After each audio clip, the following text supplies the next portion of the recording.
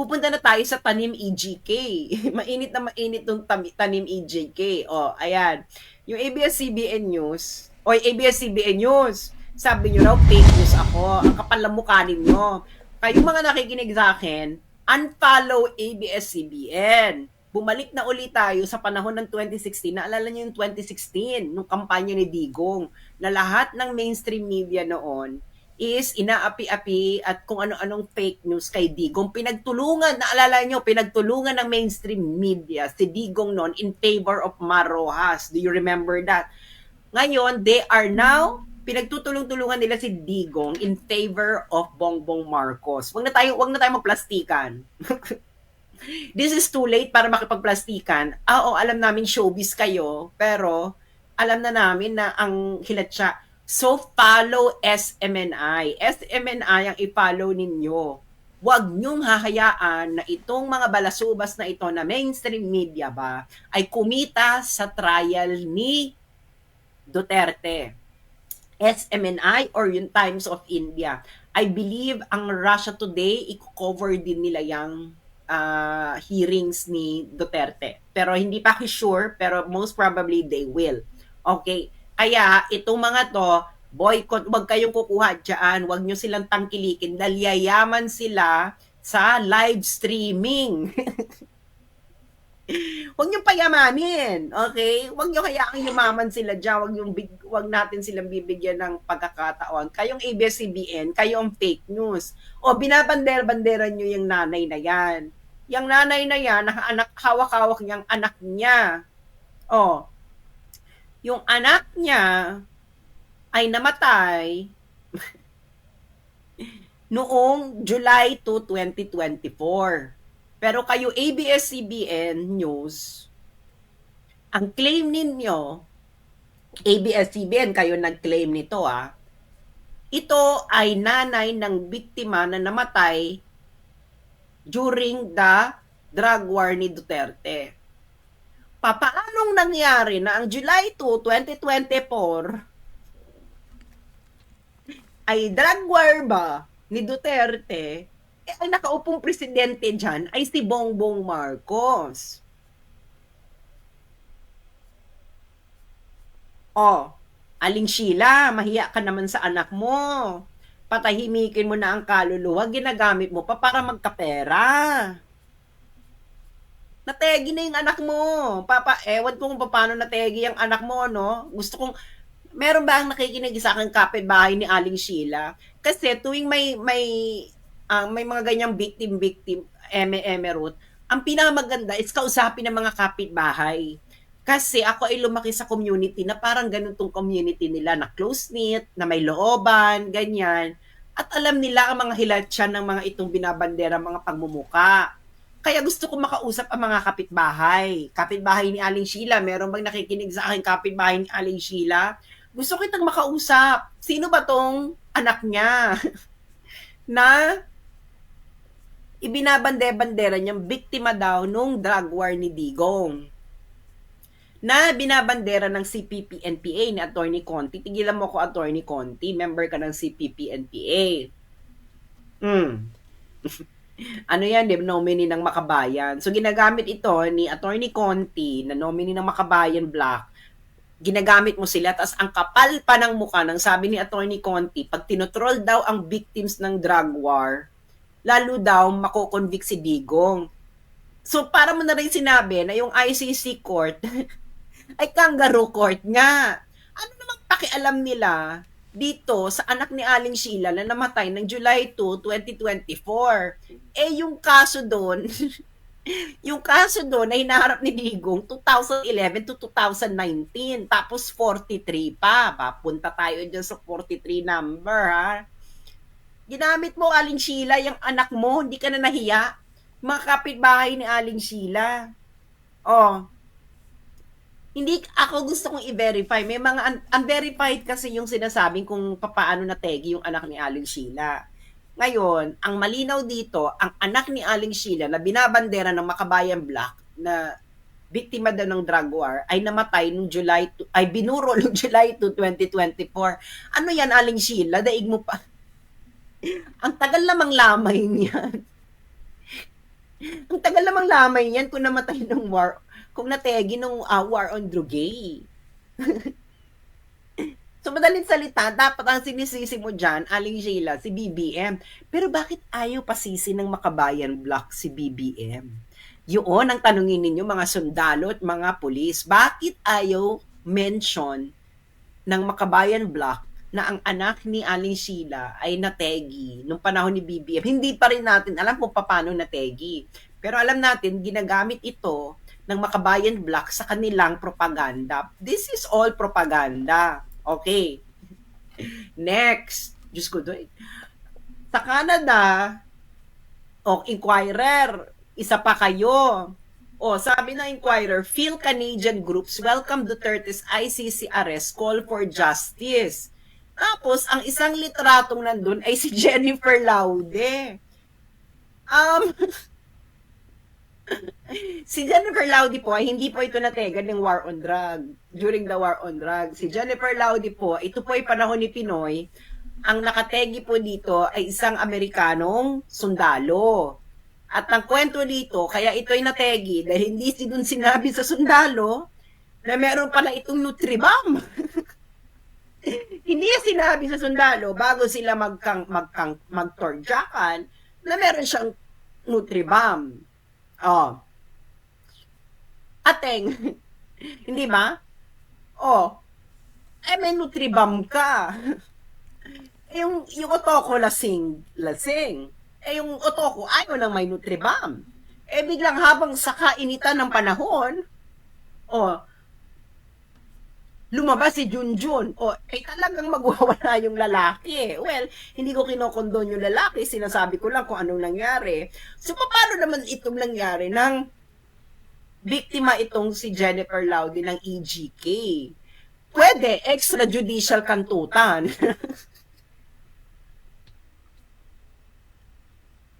Hindi ba? Pwede extrajudicial kantutan, no? Pero EJK, iniling nyo kay Digo?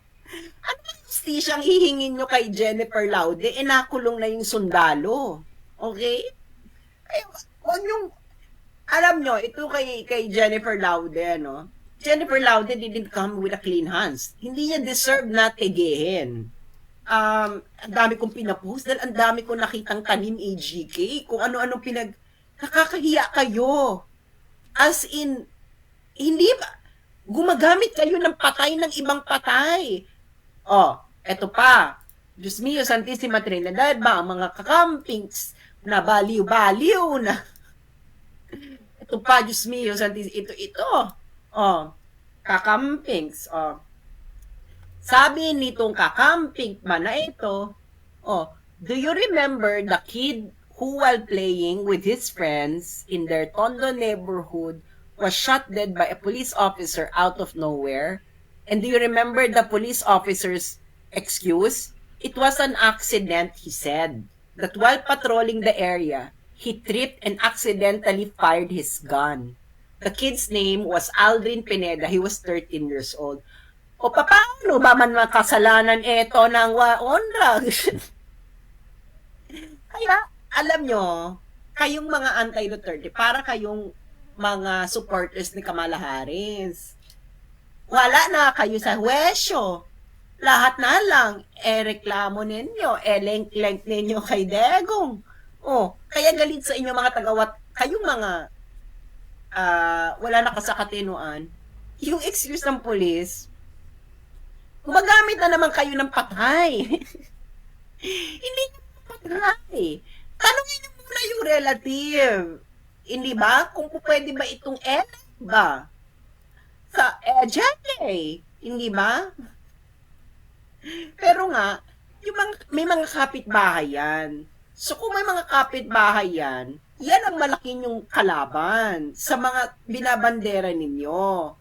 Yung kapitbahay, kasi ang mga kapitbahay, para yung kanta sa batibot. Ako ang kapitbahay, kapitbahay mo. Okay, eto na. Ito, parang protesta ata ito sa Yope. Yope, Manila ba ito? UP Manila ba ito? UP Manila ba to? I don't know. Eto, ano sila, ah, Jeke, o Jeke ba? Okay, una-unahin natin. Itong may bilog ito na white, ayan. Okay, yung mga binandera nyo sa harapan, yung white na yan is si Dr. Dreyfus Perals.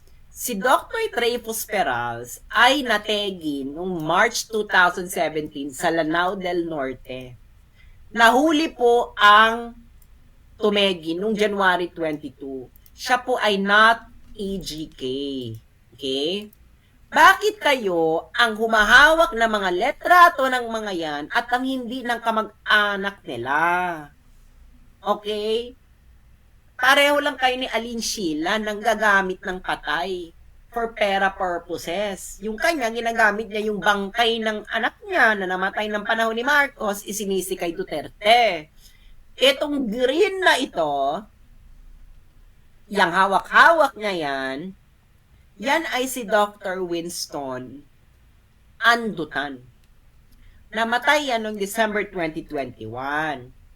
Ang assassin niya nahuli noon. Hindi yan EGK. Okay? Hindi yan EJK, that's murder. Murder, hindi yan EJK, wala pong kinalaman dyan ng pulis. Ang pulis po, nahuli po nila ang mga assassins. Okay? Ngayon, eto may pula, yung pula na nakabali, bilog-bilog dyan, yan ay si Dr. Maria Lourdes Tangco. Okay, sino si Dr. Maria Lourdes Tangco? Hindi ako nang red tag, kayong mga mahilig man red tag, pero inako na mismo yan ng nino? Ng CPP-NPA mismo. Oh, ayan. Ito, yung bulatlat, yan ang official pahayagan yan ng CPP-NPA. Ayan, yung hawak-hawak nila si Lutangco na doktor. O, Lutangco, revolutionary doctor and people's martyr, kuning-kuning. Okay, kaya tanungin mo, oy, kagalang-galang na General Parlade, kilala mo yung si Lutangco, di ba? O, IGG. Ito'y namatay sa enkwentro sa Baguio. O, bahala na lang kayo kung sinong paniniwalaan ninyo, yung military or yung CPP-NPA. Sabi ng CPP-NPA, wala naman daw enkwentro. Okay? Sabi ng military, may enkwentro. Bahala na kayo. Okay? Kaso, parang pareho atang institusyon, hindi na pinagkakatiwalaan ng mga Pilipino. Military at CPP-NPA. Pero, hindi po yan EJK. Sa madalit salita. Okay? Namatay yan sa enkwentro with the CPP-NPA at inako nyo yan. Inako yan. O, ng bulatlat. Lutangco, revolutionary doctor and people's martyr. Kuning-kuning. O, ano naman kinalaman ni Lutangco sa war on drugs? Namatay ito in the context ng pursuit ng military against the CPP-NPA. O, meron pa. O, papakita pa natin. Mga tanim EJK ang mga puta. Ito sa UST, mahiya kayo UST. Diyos mio, Santissima Trinidad. O itong si Atio Castillo, ito ay nategi sa hazing. Yung estudyante ba mga UST? Ano ba kayo, mga bangag ba kayo, mga darlings? Diyos mio, girl, nakapagpa-false eyes ka, putok na putok ang eyelash extension mo. Nakapag-do-eye ka, ano ba yan? Yung kilay mo pa, ay, ano bang tawag yan? Yung microblading pa yung utak mo, yung hair mo, ang ganda pa ng kuko mo, girl. Yung hawak-hawak mo, kategi sa hazing. Oh, sino na naman ang salarin dito sa kasinungalingan nito? Ayan, Kabataan Party List. Huling-huli kayo, Kabataan Party List. Pero EJK victim. Oh, hindi po mga biktima pinagtatawanan po namin. Ang pinagtatawanan po namin ay mga panloloko ninyo sa taong bayan. At halatang halata na kayo kaya hindi magkakaroon sa inyo ng amor ang taong bayan dahil pinagluloko ninyo ang taong bayan. kayo na lang ang naglolokohan. Yan, yung mga estudyanteng yan, manuloko nyo yan dahil nga hindi pa buo ang prefrontal cortex niyan. Pero yung mga magulang nito, pakibatukan. Tanungin ninyo, yung mga magulang nito, tanungin niyo yung anak ninyong putok na putok ang eyelash. Putok na putok ang eyelash extension. Hindi man lang na-verify na yung hawak-hawak niya, hindi naman nategi ng EGK. Ito pa. Oh, ayan. Ito, no? Hawak-hawak nila itong sa dahig pa ito, hawak ito ni girl. Asan to si girl? Ito sa dahig, hawak ni girl. Hawak ng bayan muna. Okay? Yung bangkay na ito, ito si girl, sa ano to, dahig, I believe hindi na to Makabayan Black, Akbayan ata tong babaeng to. Nila Risa Ontiveros, if I'm not mistaken. Or Makabayan Black. Pareho lang naman kayo. Pareho naman lang kayo manggagamit ng bangkay. Itong Aldrin Tangohan, okay, inakunan to ng kamag-anak. Siya ay nategi, hindi po ng war on drugs. Sinabi na ng kamag-anak, ayan, kamag-anak na mismo, umako, hindi kayo nahiya. Sabi ng kamag-anak, gusto ko pong pulampong linawin na ang aking kapatid na si Aldrin M. Tangonan ay hindi biktima ng war on drugs. Siya ay tinegi ng isang kriminal dahil sa selos. Hindi siya biktima ng anumang operasyon na may kinalaman sa drugay. Sobrang bigat na ng pinagdadaanan ng aming pamilya at mas lalong nakakadagdag sa sakit ang maling impormasyon na kumakalat tungkol sa kanyang pagkategi. Hiniling namin ang respeto, hindi lang para sa amin, kundi lalo na para sa aking kapatid, na dapat alalahanin ng tama at may dignidad. Maging responsable tayo sa pagbabahagi ng impormasyon at iwasan ang pagpapakalat ng maling detalye na lalo lang nagpapahirap sa mga naiwan. Maraming salamat sa lahat ng nakiramay at nakakaunawa sa aming sitwasyon. Okay.